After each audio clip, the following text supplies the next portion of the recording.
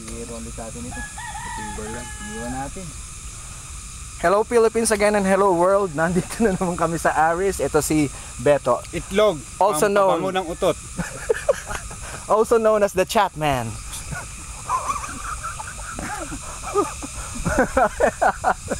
Yan, kumakain kami ngayon. Ito si Gilbert, si Jean, at si Ferdy. Tingnan natin yung suka. O John Love, kamusta dyan sa US?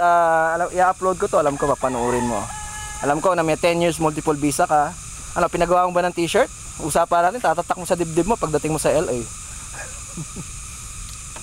Yan, ang aming ginakain. Inantay namin si Rolly, hindi dumating. Wala eh.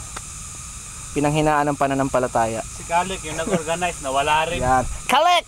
Ano ka ba Kalek? Dinaan mo kami sa airport, Kalek. Kaya natin yan ang bisita niya. Ng Aris, oh. Ganda.